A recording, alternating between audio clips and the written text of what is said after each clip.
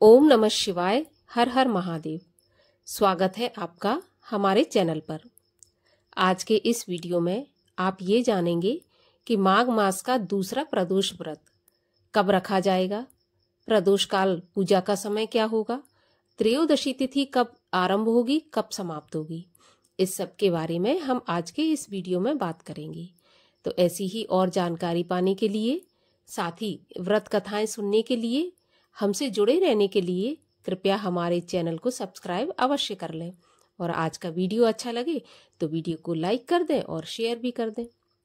तो चलिए अब हम ये जानते हैं कि माघ मास के शुक्ल पक्ष का प्रदोष व्रत किस दिन रखा जाएगा। तो सबसे पहले हम ये जानते हैं कि प्रदोष व्रत का महत्व क्या होता है। हमारे सनातन धर्म में भगवान शिव को प्रसन्न करने के लिए प्रदोष का व्रत सबसे उत्तम व्रत माना जाता है।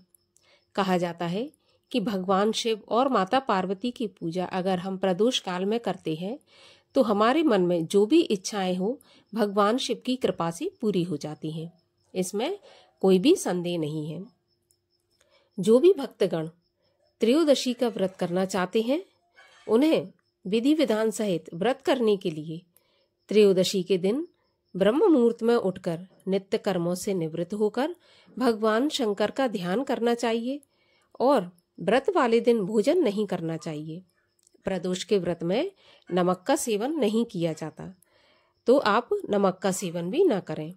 शाम को सूर्यास्त में जब 1 घंटा बचे तब एक बार फिर से स्नान करके सफेद वस्त्र पहनने चाहिए और पूजा के स्थान पर स्वच्छ जल से या फिर गाय के गोबर से लीपकर अच्छे से चौकी सजाकर शिव परिवार की स्थापना करनी चाहिए।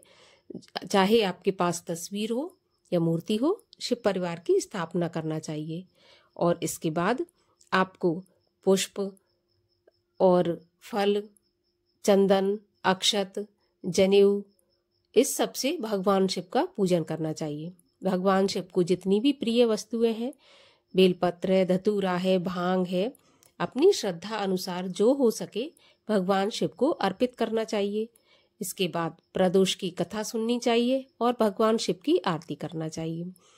प्रदोष का व्रत करने से हमारे जीवन में जो भी समस्याएं होती हैं, जो भी बाधाएं होती हैं, सब समाप्त हो जाती हैं और भोलेनाथ की कृपा से सारे कष्ट दूर हो जाते हैं।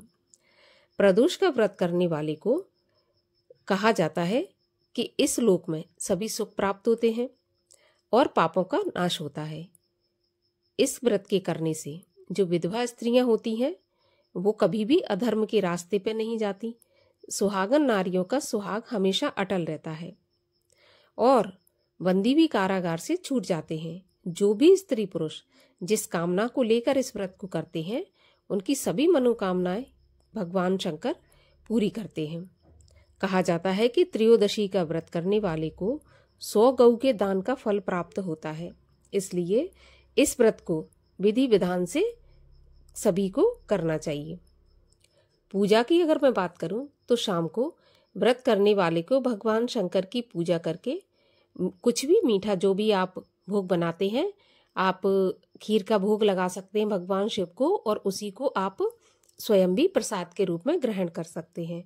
नमक का सेवन नहीं किया जाता है तो आप खीर का भोग बनाएं और भगवान शिव को अर्पित करके स्वयं भी खीर का भोग पाएं।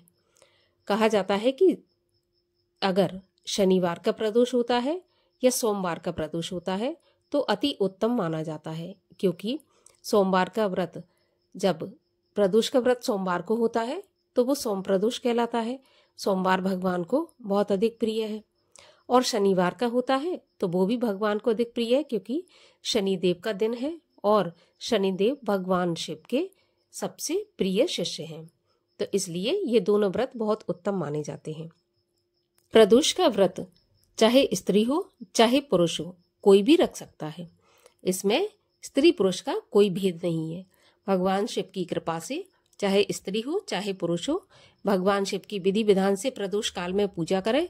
कहा जाता है कि प्रदोष काल में भगवान शिव और माता पार्वती पृथ्वी पर विचरण करने के लिए निकलते हैं और जब प्रदोष काल में कोई भी भक्त शिवालय में या अपने घर पर भगवान शिव की पूजा करते होते हैं तो भगवान शिव की कृपा से उनकी सारी मनोकामनाएं पूरी होती हैं। चलिए अब हम ये जान लेते हैं कि त्रयोदशी कब आरंभ होगी, कब समाप्त होगी। तो त्रयोदशी तिथि प्रारंभ होगी 9 फरवरी 2025 दिन रविवार को शाम को 7:26 पर और त्रयोदशी तिथि समाप्त होगी 10 फरवरी 2025 दिन सोमवार शाम को 6:57 पर। चूंकि प्रदोष व्रत में शाम को पूजा की जाती है तो प्रदोष काल में पूजा का समय हमें सोमवार को प्राप्त होगा, तो ये सोम प्रदोष कहलाएगा। सोमवार को प्रदोष का व्रत रखा जाएगा। सोमवार को होने के कारण ये सोम प्रदोष है और बहुत ही उत्तम ये प्रदोष व्रत है। और सभी भक्तजनों को 10 फरवरी सोमवार के दिन प्रदोष का व्रत रखना चाहिए।